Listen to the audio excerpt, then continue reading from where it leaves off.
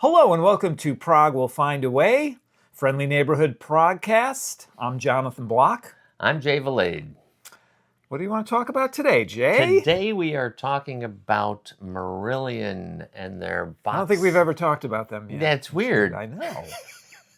I have friends who are like, all right, enough of Marillion. Well, it's the Marillion, yes, King Crimson. I think those would be the top three. But definitely, I mean, you know, we could be the unofficial podcast of Marillion. And if they wanted to come on, it could be a very symbiotic relationship. Yes.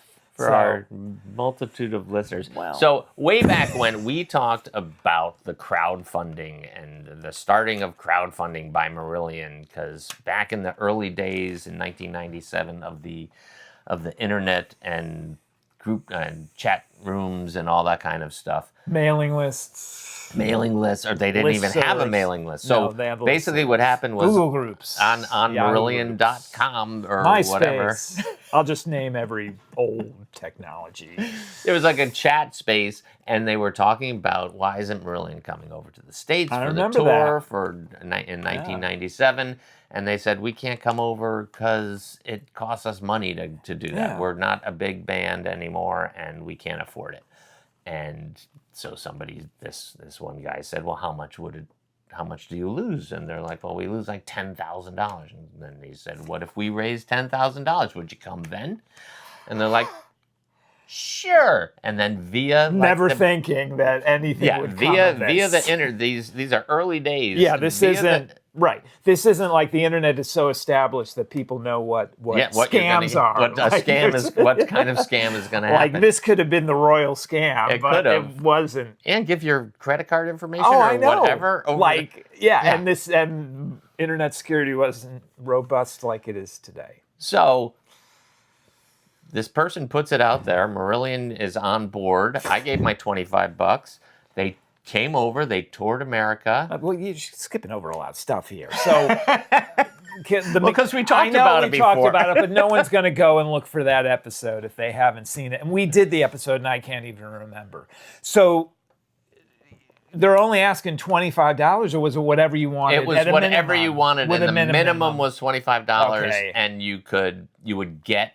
What they said was, if we actually do this and you do contribute, we'll make a CD of one of the shows and you will get a copy of this CD. Right. And it will only go out to these people who contributed to this fund. The tour fund. Right. I wasn't as invested in this as you were, but I do remember the whole process. But was it more like, okay, we'll see. And then it was becoming more real. And I do recall being like, wow, because I was negative. I remember being negative. Even I'm like, that's just part of being a band. Get the money together, come over here, blah, blah, blah, blah, blah. And all of a sudden it starts. I'm like, well, this is actually pretty impressive that all these people from America. Yes. Just faith.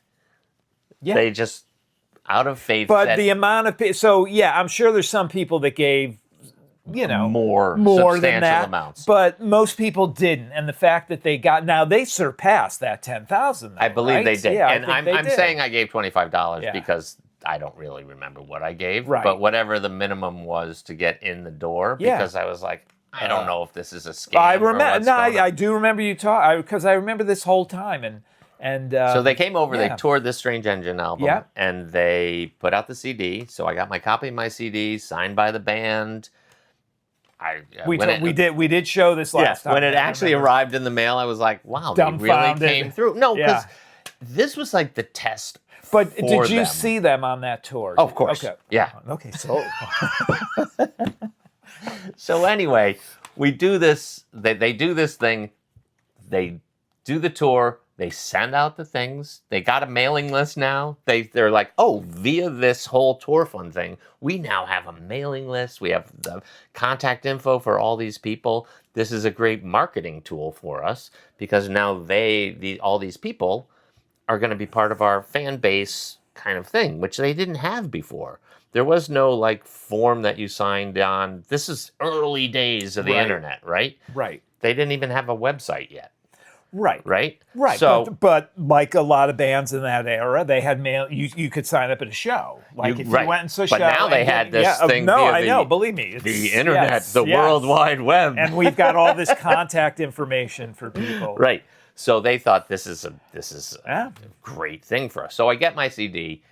They put out Marillion.com soon after that. They have all these record label issues.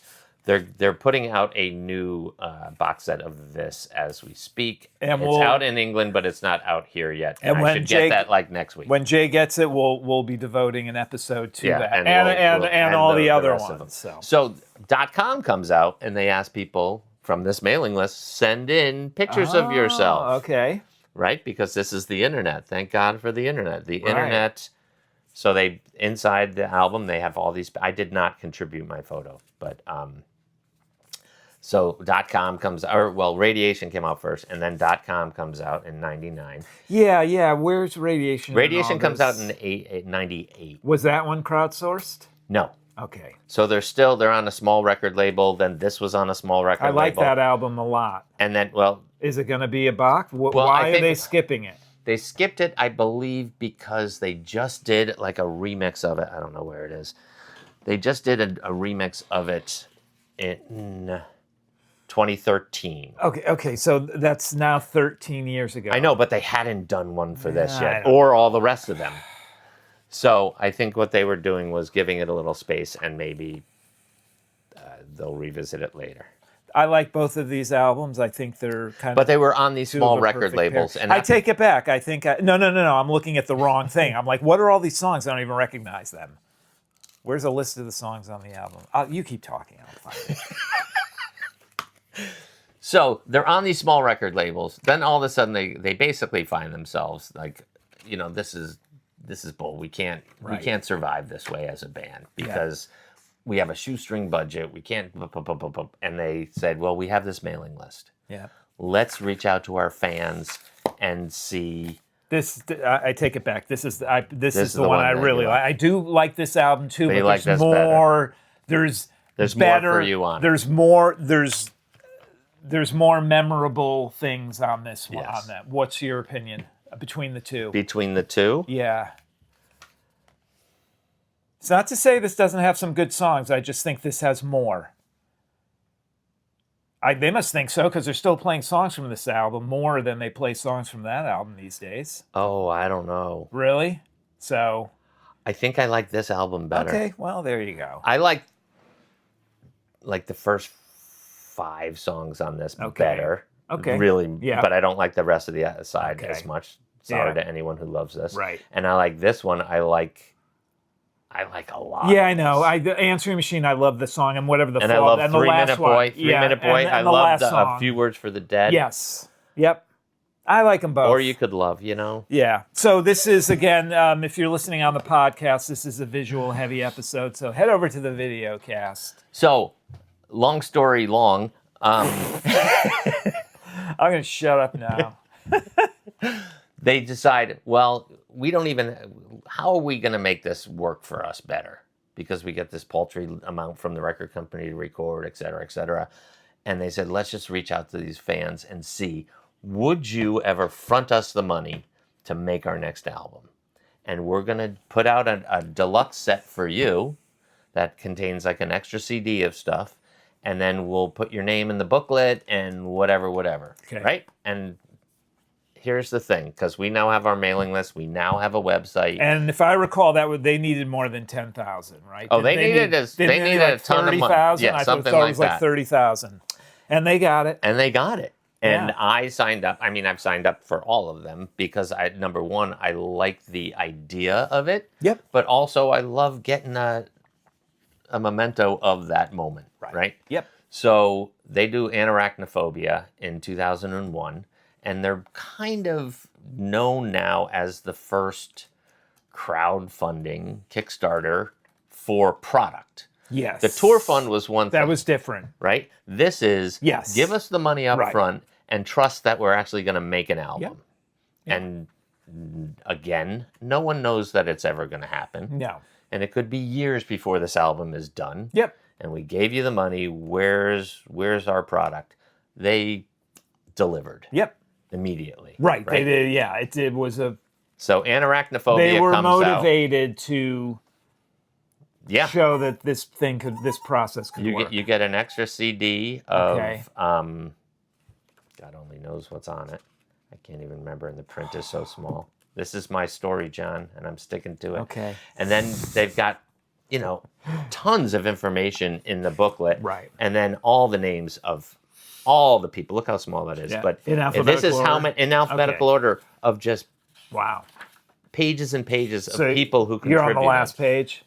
I could be, but there's a lot of V. I know, I'm V. V. XYZ. How many XYZ names are there? They have a lot. It's there's worldwide. A lot of W's. That's true. That's true. That's true. All right. Anyway, but so this was the source version. This is the the album itself came. What the album what about itself came out as a regular CD. Okay. On their label? No, this was on Intact. Okay, so they did get a deal. Yes, but distribution what they were deal. So what they were able to do was take their sweet time, make an album they wanted, and have somebody distribute it and own the rights to all the music, all that kind of stuff. Be the ones to find the distributor and the best distributor. Okay, right. So which is basically how it worked. That makes sense. And then, which I thought was really cool. Excellent. All right. So you can help me. They had one. 1, 2. Number 1 was not on the album. Okay. Then they had Fruit of the Wild Rose demo. Another Separate demo. Out demo. Between You and Me remix. Mark Kelly and remix. then enhanced video. Okay. Of, recording demos. Demos, which is kind of cool. Right. So at the time, those 6 things were not available elsewhere unless you got the as well as the booklet. The booklet, the little box, the whole thing. Okay. Right? And so I'm like, very cool. Excellent. Right? 2001. 2001. Then what happens? Then what happens is they're like, we don't ever need a record we label. don't really need this anymore. Yeah, we don't need this nonsense. Is the best business model we could ever have. suck it. And what's kind all of funny, they're all out of business anyways. We were just talking about Sanctuary and all that. Yeah, well, what's kind of interesting though bought by is somebody else. They have their own recording studio. Right. Racket Studio? The Racket Studios, yeah. Right? And they have their own recording studio. They're like, we can spend as much time in the studio as we want.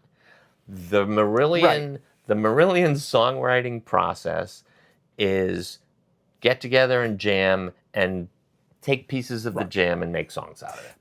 But after Anarachnophobia, people like you who know, okay, I give them their money and they deliver. Yeah. And now they know that they can deliver and that people will do this. So that kind of takes a little bit, that changes the dynamic. It changes the dynamic. And they're like, oh, very cool. Yep. So then they do Marbles. And with Marbles, it's basically a double For album. some people, the best Marillion album. I love this album. They do this, but then they spend money on promoting singles and things like that. They're like, okay, we have this money. We got money in the bank. We're doing this. We have our own recording studio. We can now do this stuff. Let's do singles. See, now that's again. good. Like they're ethical about all this as opposed to, Ian Mosley didn't wake up and say, I really need that 10th Lamborghini in my driveway. I'm not saying they didn't end up having those things. Well, that was the first 9 Lamborghinis. I have no idea. Joking. All I know is they delivered the product. That's why I said Ian Mosley, because I don't... Well, while he is I the believe car guy, it, I think. Okay, well, then that's why I picked Ian Mosley. But, so they put out Marbles, which is a cool box set. Did they give you any marbles or no? No, that was Pink Floyd. Well, yes, I know. Marbles, yes. And scarves. So you get... This one is even better, right? It's a book. It's not a booklet. It's a book. This thing is like twice as thick as the other one. Yeah. And in a nice... So the other one didn't come in a slip sleeve? The other one had... It just came like this. No, like it didn't come in a sleeve like this. No. Okay. And but this is bigger. Again... So these are bigger. This is like... is like beautiful artwork, tons of pictures... It's really cool. And again, throughout the whole book, are the names. Okay. Right. And are you there again? Of course, I think I contributed to every single one. Okay, but they. Right, and this one has basically the 2 albums. Okay. The double. It's got to have something else, but yeah. we don't know what. So the glue has... The glue has come off my little... spindle, keeps the rubber spindle hubs. Intact. But, oh, okay. But it is the album. It's the album. Well, that's fine. But they did sort of release a regular album. Right, but they came a single album, and this was like the expanded album. I understand, but it's not just an album. Like, it's a double album and CD day. So how many songs can they come up with? Right. They already have more. And this is a full double album. Yes. And I think what they did initially was just release a single album. Okay. And everyone who did this got the big thing. But then I think eventually they broke down and the whole thing came out. Yeah. I thought this was a fantastic album. Yep, I like it. And they did got some really good stuff on it. Really nice job. And the graphics are fantastic. Yep. It was like, well, that was money well spent. Yeah, I was never in... Brave never did a lot for me, but I like this one. Yeah. As far when we're talking about their double albums. In the traditional double album sense, not... So they've found their footing again, right? Yeah. Oh, yeah. They've reestablished themselves as a band. Critically well-received album. The singles did well for Marillion. Did they tour over here for that? I believe they did. I'd have to double check my my thing. Your database. My database. Well, I've seen them so many times. I know. He's got a database. He's got a big AI data center in his backyard. All the Marillion concert info. The web. Isn't that what it was called? The web. Yes. Is it still, or it doesn't exist? Yeah, there is the web. There is the web. Well, the World Wide Web, but I'm talking about the web UK, the fan thing, and then they have the web Netherlands and the web Italy and the web whatever. Okay. But so that all is great for them, to the point that for their next album they say, "We don't need your help. Oh, we don't need your help. Fan base, suck it. We don't need your money." No, they're like, thank you so much. We are so appreciative that you did this all for us, but I think we're going to let you off the hook, and you don't have to help us, and we're going to put out a new album, and it is somewhere else. Someone's sick of typing everybody's name up. Yes. Okay, this album, I don't even remember what it is, but I know from the cover I like this album. All right, so Somewhere Else comes out. I like this album. Without us. Yeah, and it's not the same. It's not. You don't feel like I've lost the magic. Right. And I don't really love this album. I like it, but I like it in relation to the other albums, which we're in a different class of fandom for this. But it's a bummer because there's you and a lot of other fans that would have happily paid the money just to get another deluxe set. For sure. Just for that. For sure. Yeah. And, So you think sorry to anybody who loves this album. Okay. I look at these songs and none of them resonate with me, except Faith, the last one. Okay. So when they have that pressure of having people's money, you feel they're writing better stuff. Somehow. Yeah. So that is, and there was no deluxe version offered. No. Okay. So that happens, and everyone's like, "Why? Come on. Take my money. Help us out. Take my money." Oh, poor Marillion. So then they do. Win. Then they do another. Happiness is the Road. I like this that. one they did again Crowdfunding. a double album, Did and they I believe they had, if it wasn't funded, it was at least pre-ordered before they recorded a note. Okay, so there's a change here because they do this a lot now, right? They do this now every time, and you still get your name in the book and the whole thing, whether they need it to sustain themselves or just we're gonna. They don't. It's still crowdfunded, but it's right. not necessarily. But it takes how for right, them it to takes survive. pressure off of them to have to come up with the money in advance for some of this stuff. And it sounds like, again, they're ethical. If they have extra money, it seems like they're putting it into the machine. So they're putting it into the machine and to the packaging. I mean, this album is great. I love this album. Happiness is the road. I really like the album. And again, double album with all the names again, but then just the lyrics and the photographs nice and the whole. Yeah, if you like that thing, package, it's beautiful. It's great. Yep. And this is kind of one of those things. And do you remember like what the timeline was? How long after you? Is it 6 months? Is it a year? Did it feel long? Whenever they started the funding, is when I would just contribute. Right. But were you more waiting recently, like 6 months or a year for it, or you don't? Probably remember? more in the 6 month. Okay. Somewhere in between. Yep. But like now, the last album, which we'll get to, and the album that they're putting out now, they're not asking us for anything. You can't even pre-order it, but I'm sure that there will be a pre-order special deluxe edition. Just as there's been. Just as there's been. Once it gets closer. Yeah. Versus we need the money now to be able to do it. Be able to make this album. That's great. And remember, throughout this whole time, they're also doing the Front Row Club live shows, and they're putting out DVDs. And so they have created like this cottage industry through Racket Records, which is their own personal record label, of putting out all this music that I think really helps fund them to do kind of whatever they want in a not over the top way, but to be able to survive as a band without having to tour the Enormo Dome and you know. Do you know if Racket Studios is just private for them, or do they hire it out as well? I don't know if they hire it out, and if they do, I don't think it's like Real World. Right. Well, of course, but it's a they go to Real World. They go to Real World.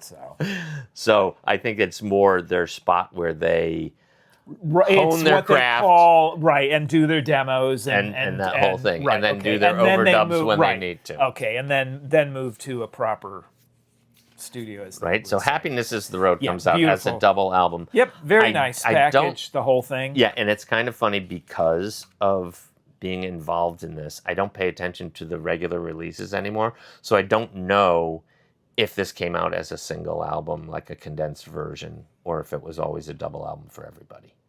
Yeah, I recall it being 2 CDs. Okay, but they're like titled two different things. One is The Hard Shoulder, and one is, I believe, Essence.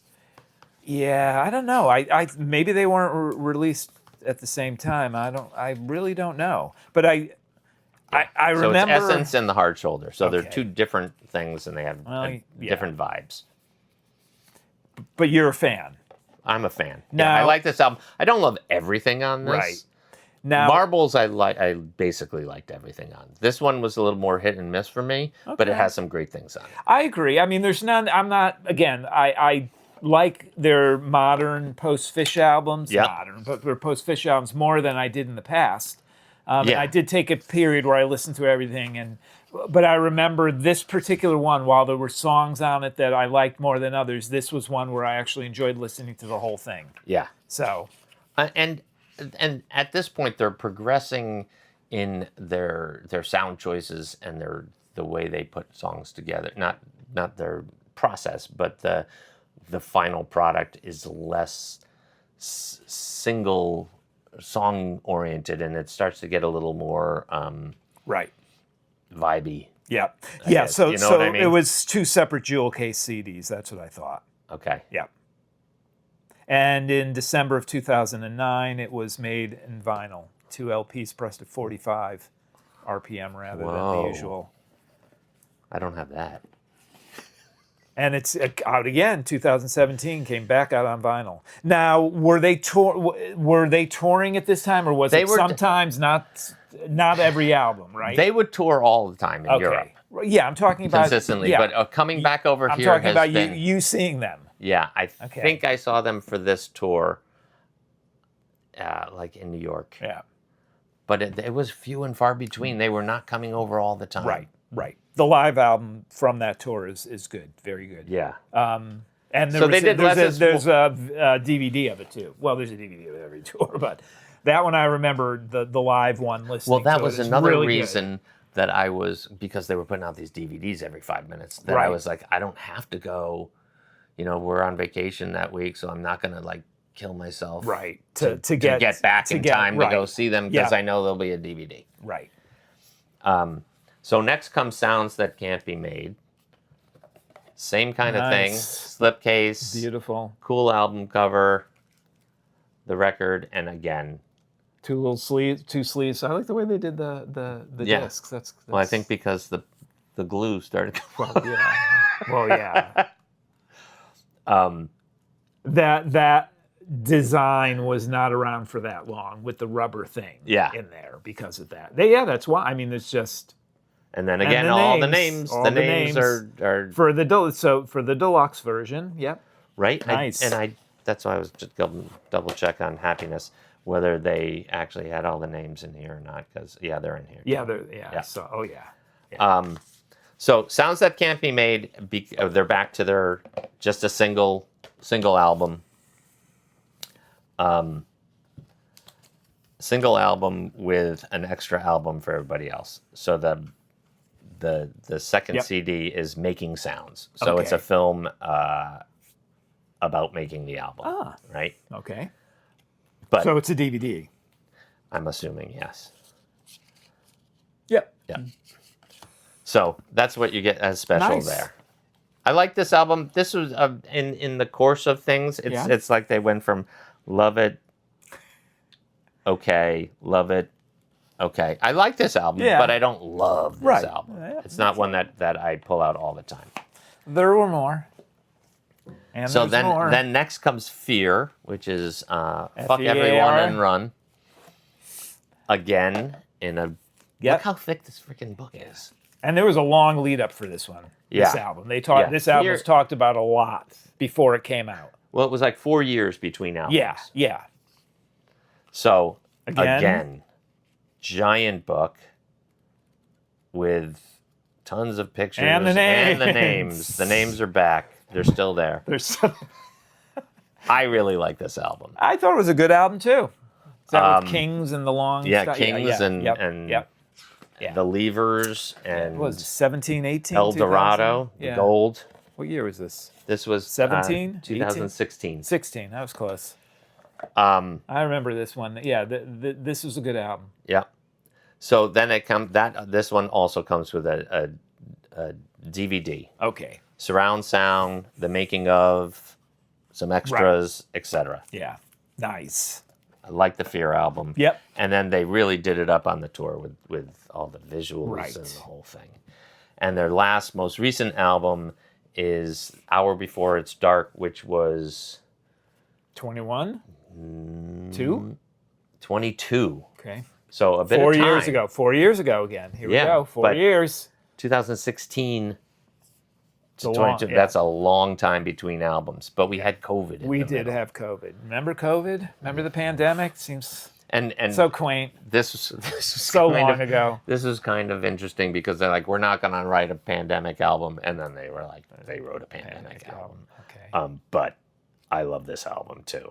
They're all over the map on this. Yeah, and the names are still there. So I think what they do now, as I recall, is they say you have to put in for the deluxe edition with your name in it by this date if you want. Got it. If you want it. Yep. So this one, I've seen them play this because of the weekends. Right. And they played the whole album, and you were psyched.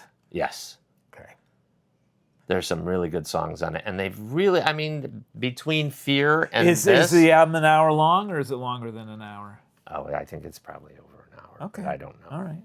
So you want me to say what's on the DVD? Oh, you can. You got it there too. No, these are the same. I didn't know if you had it. No, I thought some of the others, it's artwork. It's you have not to that. find exactly. the track listing. This one, they've got it, and it's the same back cover. And are these actual signatures? Or signatures, John. Right. I believe you. I don't think they're. So they go through this. Oh, I was like, there's only 4. No, there's one in the middle. center. Stevens is in the center. Yeah. I think. Okay. So beautiful. Let's put that up like that. There you go. So I love that album too. So they've got a new album. What's on the DVD content? We never did that. The DVD is the full album in 5.1, Murder Machines promo film, 12-inch remix of Murder Machines, and an hour before it's dark, making of documentary. Okay. So that brings us up to the present for the next album, which is in process. Do we have a title? We don't have a title for the album. No title. So, well, this is good though. They're laughing about it online because they're like, we can't come up with a name, or we have a name, but nobody will agree to the name. Yeah, nobody likes it enough. So, but now you've lived through all of this, right? Yeah, this is the 1997. So we're talking a long time of this crowdfunding and Kickstarter and all that kind of stuff. That 20 years next year. Yeah. It's quite an accomplishment. No, and actually I think 30. I take it back. 30 years. Yeah, the product it's crazy talk. Yeah. Well, but what I'm leading up to is that given all this and everything you know, and particularly the more recent ones, what would you like to see the next one have? Like the same style? I would definitely want it to be a slipcase, the whole stuff. Yeah. I love this. Is great. Yeah. I love the 5 point. Give me an Atmos instead. Okay. So it's got to be a Blu-ray then. That's fine. They do Blu-ray all the time for all these you can't do Atmos on a DVD. So give me an Atmos. So you need a Blu-ray. The bonus disc has to be a Blu-ray. Give me an Atmos. Blu-ray. I love the videos of the making of. So some in studio. Great. Lucy, please pay attention. Lucy is their manager, who is also Ian Mosley, the drummer's wife. Mrs. Ian Mosley, yes. Or is he Mr.? I don't know. It depends on the day. What they do is they sit around and they talk about the album, which is great. Which they do on all of these too. It's like these are more in retrospect. Yeah. This is in the moment. Gotcha. The talking about how this album was made and what they were because those things are being recorded at that time. At the time. Okay. So what's happening is sometimes they're not all in the same room, and they're just interviews with each one of them. Because I think probably by the time they're done making albums, they're like, okay, we've had enough of each other. Let me just give you my take on how it happened. If you want my contribution, I got between 8 and 9 tomorrow. If not, I'll have to zoom it in, okay?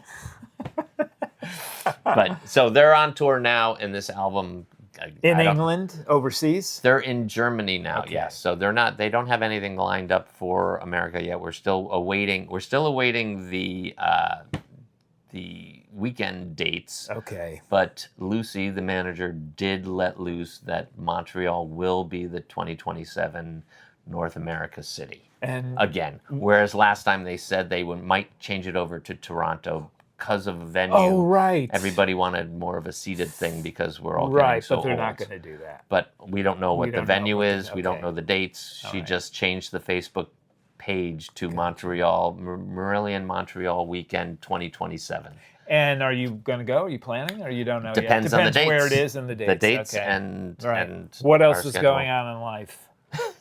Because we do have lives. Well, and who knows what that'll be by then? I mean, you're talking probably a year, or is it May? Spring? It's either April. Spring? It's either April or September. Okay, so anytime in between. It's still about a year. Yeah. So okay. So wow. All right. Well, that's a lot about Marillion. It sure is. We will be back again. Too much, some would say. Well, we'll be back again about Marillion once Jay gets the box set in hand. We'll do a little review of that, and then he'll pick.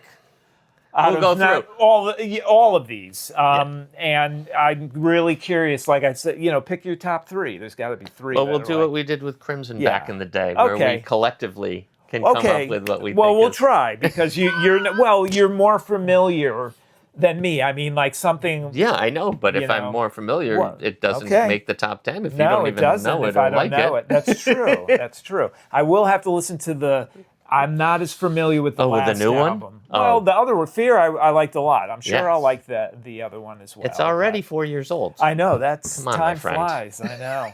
Jeez. That seems to be they're getting into this pattern though. 4 years. But they're touring throughout it, and they're Yeah, I mean, if you're not in America, well, if you're particularly if you're in Europe or England, they tour a lot. Yep. and you can see them. And they're still putting out product. And it's not just Marillion. Like Steve Rothery didn't he? I think he just came out with something, or he's coming out with. I saw something online outside of the Steve Hackett thing. Yeah, the Steve Rothery band. I think there's a live thing out there. Because I thought I came upon it on Apple Music and it was coming out. It had a couple of tracks, but whatever. We'll see. All right. Prog will find a way if you want it to.